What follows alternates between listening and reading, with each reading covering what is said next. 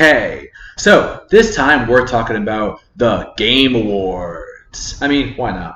It's a topic. Why not? Let's have some content. Let's talk about the Game Awards. So, as you've seen, I mean the Game Awards for the IGN, or was it just the TGA, the Game Awards? So, as if you haven't seen the nominees, I'll put a picture up probably somewhere in the video. The nominees are Astrobot, Balatro, Black Myth Wukong, which I'm just going to say Wukong, Elden Ring, Shadow of the Erdtree, which I'm just going to say Elden Ring, Final Fantasy VII Rebirth, my boy, and Metaphor, Refantasio, which I was going to say Metaphor, because I'm pretty sure there hasn't been another Metaphor game, so why not just call it Metaphor? So anyway, those are the 6. So let's discuss and let's talk about this. Well, first of all, I haven't played Astrobot. Not because I don't really want to, but more because of just, time and money and things like that. But it seems like a really fun game. I played the demo, or I shouldn't call it a demo. I played the like game demo. I don't know what else to call it. The original Astrobot Astro's Playroom. I played that not too long ago actually. When I heard Astrobot was coming out, I figured, you know what? They give you this game free on PS5, so why don't I just load it up and have fun with this? See how it is. And yeah, it's fun. I liked it. I like platformers. It was a fun platformer. It was enjoyable. But I mean, I didn't find it too enjoyable. I'm not that big into platformers like that. I kind of like platformers that have you do a bit more. So it's also very gimmicky, very very gimmicky. And but I like platformers more like my boy Sonic or Mega Man. I love Mega Man. And I love Kirby, so but those also have like different things you can do. Mega Man has powers; he has a gun, arm buster, and Kirby has powers and things. So and Sonic is just super fast and he can do awesome things. So there's more things you can do. And you notice how I didn't really list Mario. Yeah, I'm not really the biggest fan of Mario actually. I actually don't. I'm not saying I don't like Mario. I'm just not actually the biggest fan of Mario.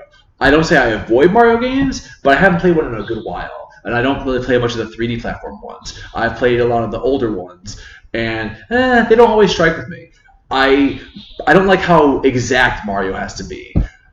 But anyway, I'm not here to talk about Mario. We're here to talk about the Game Awards. So, Astrobot. I think it's pretty cool.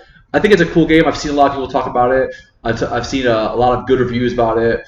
I think it's a really cool game. I think it definitely deserves that place. I think everybody's been lauding it as one of the best 3D platformers to come out in a long time. So I think it definitely deserves a place on that board. And it looks good. Balatro. Yeah, hard pass. Hard pass. I love card games, actually. But hard pass. I just don't think it has anywhere near the quality to be in the Game Awards. Now, that's not me saying it's a bad game. That's me saying that it's a card game. It's a card game that has no level of graphics. Well, besides, graphics of a card game. It definitely has a lot of depth to it. I've heard people talk about it with depth, that it's like a roguelike card game. So yeah, there's definitely interesting mechanics and everything. I won't give it that, and maybe it has a good soundtrack. I haven't played it. It's basically a PC game, which means I haven't played it. I don't play games on my PC. My PC is for work and for recording these. So I have not played it. But all I pretty much play things on is my Switch and my PS5. So I don't have any opinion on it really, and I just honestly, in my honest opinion, I don't think it deserves to be on the list because I think the graphics are probably really low. Obviously, I've seen some videos of it. It doesn't look like it has high fidelity graphics or anything. It's a card game. It doesn't need those. But I mean, when you talk about Game of the Year, I feel like it should be a very showmanship game as well. This is a big game that has that hits all the high points. It shouldn't be a game that hits a low point. You know what I mean? So I think Balatro doesn't hit that high point in graphics. And soundtrack, sure. Does it have soundtrack? Does it play music while you're playing the game, or does it let you concentrate and not have music? I don't know. And the gameplay is apparently fun as all can be. I mean, people seem addicted to it, and it seems like a good game there. I just don't really think it deserves to be on Game of the Year list. When, in my opinion, there's a bunch of other games that should be on that list. So I would say that next. I want to say that Black Myth Wukong. That I definitely think it deserves to be on the list. It's a great game. It's awesome. I think it definitely deserves to be on the list. I don't think it deserves to win. And as of this recording, I already saw that Black Myth Wukong won the Golden Joystick Awards, but that's apparently just mostly popular vote, which, yeah, I can see that coming.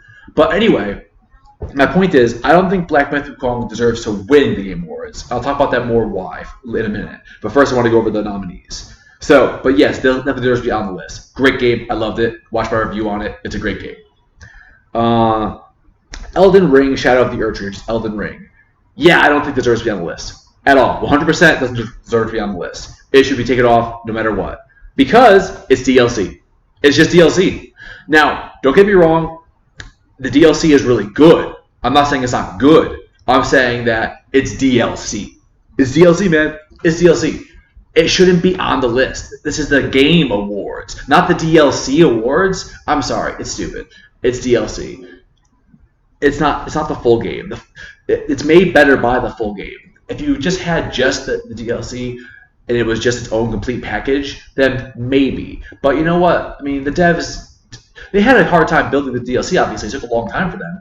But it isn't the full game. The full game was already there.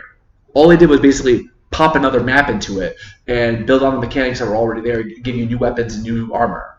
That's not the same. I know they also made new bosses. What I'm trying to say is, it's not the same as making the whole game. It's not the same as the whole game having to come out and do a good job and be polished and have all the mechanics working. Like, it's a DLC.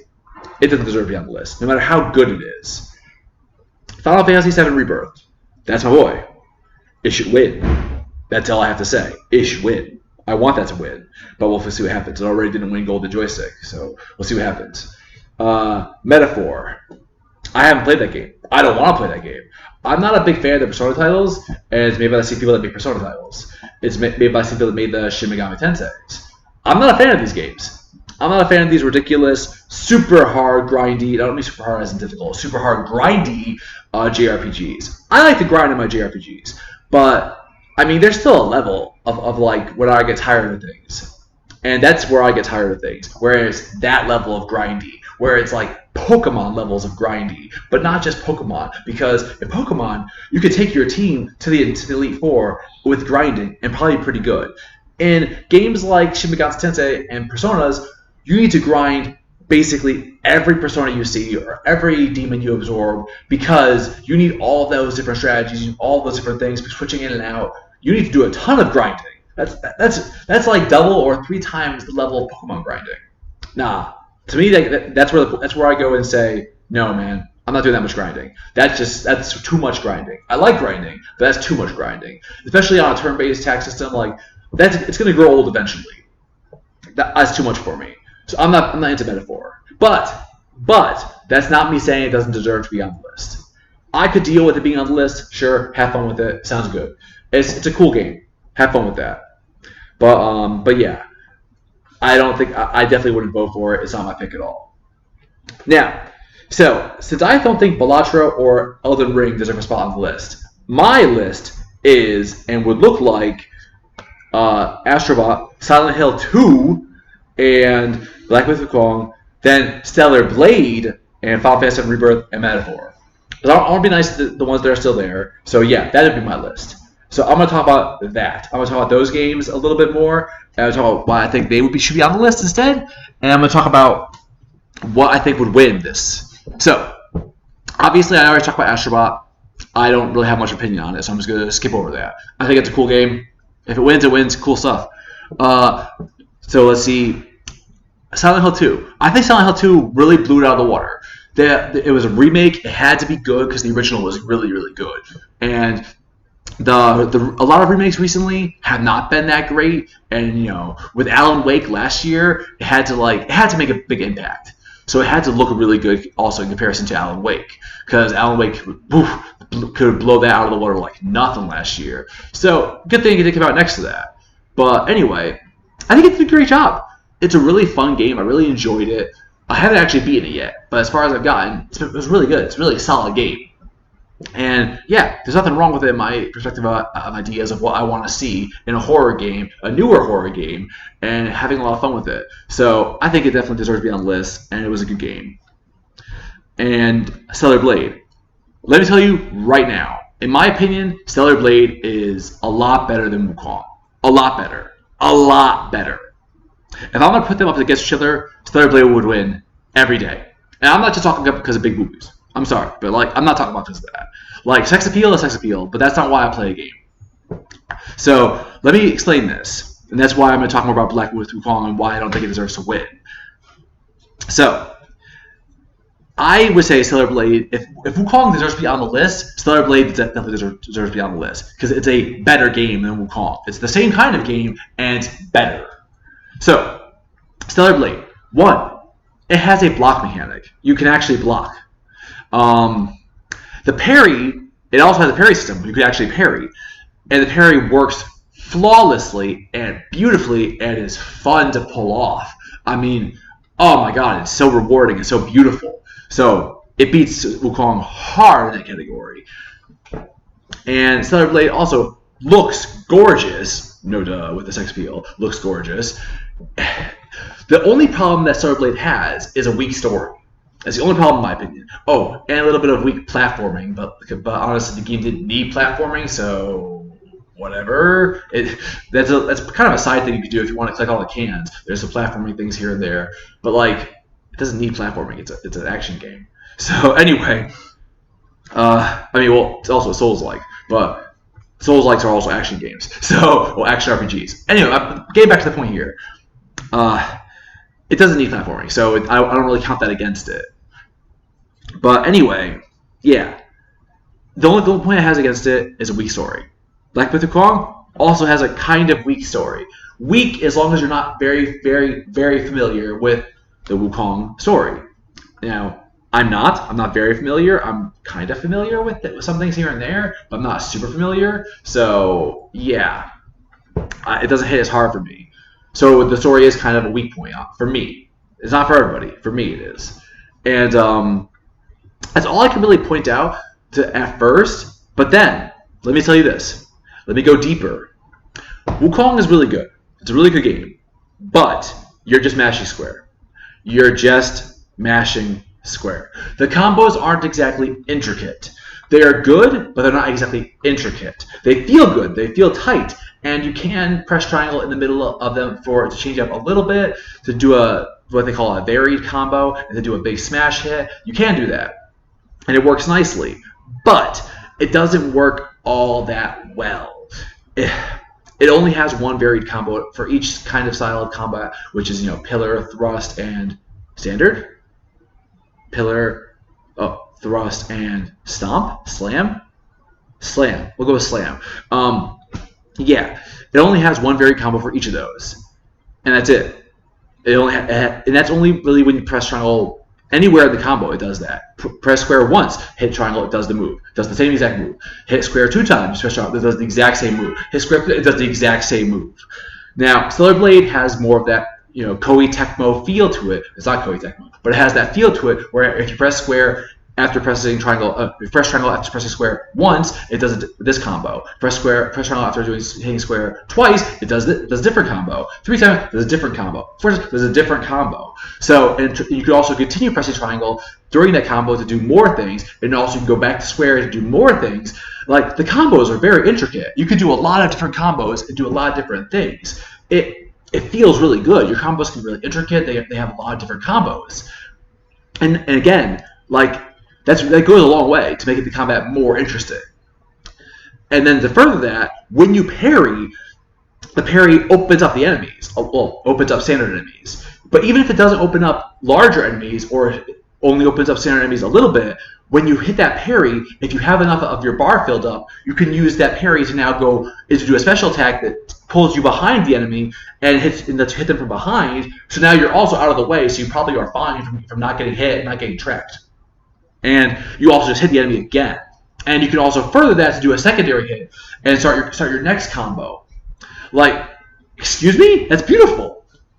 So, parrying feels really rewarding because no matter when you parry, you could probably act on it. You could probably do things. It makes you feel like you're really having a big part of the combat and you're really taking advantage of when you parry and how you parry and and also how much you parry, because the more you parry, the more you break their stamina, And once they have been parried enough times, which is a counter, not a stamina bar, once you parry enough times, they instantly go into stagger, and you get to do a big, nice, awesome-looking finish on them.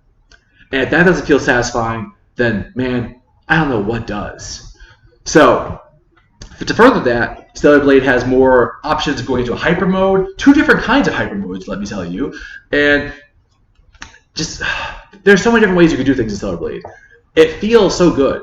And also, it's not difficult. If you go into an end game boss and you are struggling, see if you have a hyper bar, or whatever they call that bar, to use the big katana that she gets later on. Because if you have enough to use that bar, grab that bar and just go wild on the enemy. And that's your opening. That's your opening. And then, once you finish that, pull back, because she's invincible, do some standard combat, and then by the time you've done some standard combat and some things, you actually probably filled that bar up again. And then you just do it again. You wreck bosses. You wreck bosses late game.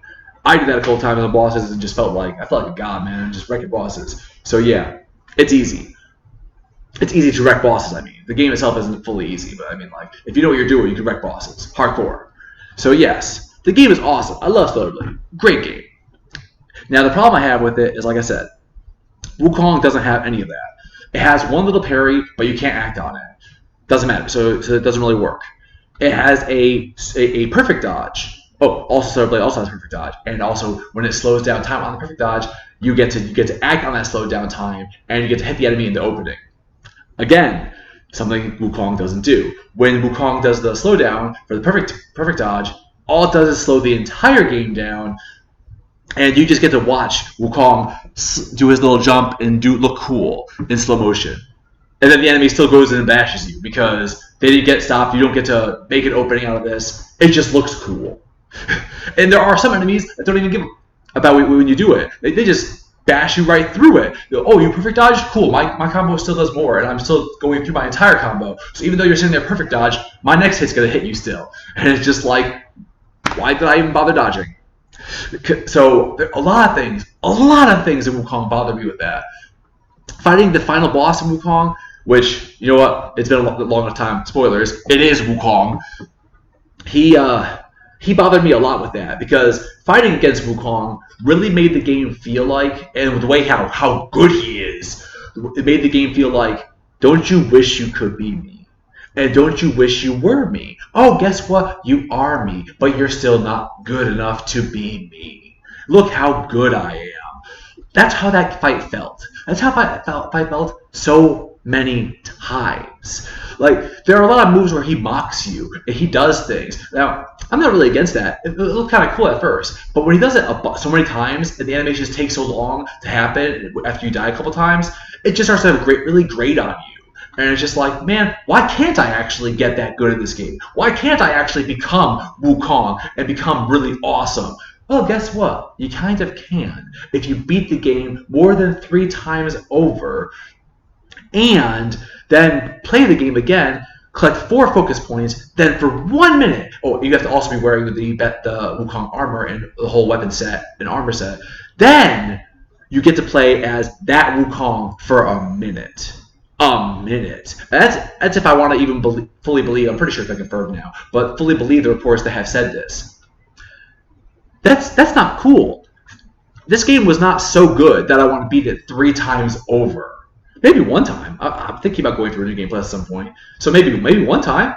But no, 3 times over? That's stupid. That's just stupid. Completely stupid. I ain't gonna do that. I don't got time for that. I got a life to live. I got more games to play. Stupid. So if they put a better system in where the perfect dodge actually slowed down the enemy, didn't slow down you got to actually use openings because of it, and if they did it so you had more intricate combos like you had in the beginning when you do play as Wukong, that'd be better. And if you actually got to build up to be Wukong again in a more gradual sense, where like every time you open up every time you get a relic, you get to open up that skill tree, and you actually get more of those combos. You actually get more of those things that Wukong did in that first fight. You actually start to become more and more like the Wukong you played in that first 5 minutes. That would have been awesome. But no, what it is a game that's quite stagnant at the end. By the end of the game, it feels kind of stagnant. Now, don't get me wrong. I lauded the game. I'm not changing my opinion on it. It's a great game. I enjoyed it. I had a lot of fun. Do I recommend it? I highly recommend it. It's a great game. And I think for the company, it's also a great first game. But I do not think it deserves to win Game of the Year because those certain factors right there. Whereas Stellar Blade, a game that came out a few months ahead of it, blew it out of the water in all of those factors. The combos are amazing. They're so technical. She has a lot more things she can do. She can parry off things. She has the stagger for when you parry enough times. Also, that is a beautiful thing to have in any game that requires parrying. Don't have it on the stamina bar. Do something like that because I'm sorry, Rise of the Road, and you were garbage, and I hated you for it because how this whole stamina bar thing worked was completely horrendous, and I got so angry with it. So no, Stellar Blade is the guideline to follow for these games, in my opinion. Because Stellar Blade was not only awesome, but so much fun to play. So yeah, Stellar Blade deserves to be on the list more than Wukong, and if it was on the list against Wukong, it should beat it. We're getting pretty long here. I'm going to start wrapping things up. The other ones I want to talk about. So that's why I talk about Stellar Blade is Silent Hill 2. Now, like I said, Beta 4 I don't really have an opinion on because I'm not going to play it. I don't want to play it. It's not my kind of game. My boy should win. Final Fantasy VII Rebirth should win. That's all there is to it. I'm not going to take a long time to explain why, but it should win. I did a review on it. It didn't have gameplay yet, so you probably have people haven't watched that too much. I'll go over a slight bit right here. It's a beautiful game. Completely and utterly beautiful. It took the original story of Final Fantasy VII, which was originally remade, just the Midgar section, in Final Fantasy VII Remake, and it completely blew it open into an open world experience, which, yeah, it's basically an open world experience. I mean, you could say it's open zoned or open area, but no, it's basically open world. You could travel almost that entire world in that game. There's very little of it from what I remember from what I remember of the game myself, obviously playing the original. There's very little left of that world to explore after what we've already explored. We basically explored the entire game. So that game is beautiful. It's open world. The combat is real time, but still has awesome strategy in it. The combat feels really good, really tight, really on well and made well.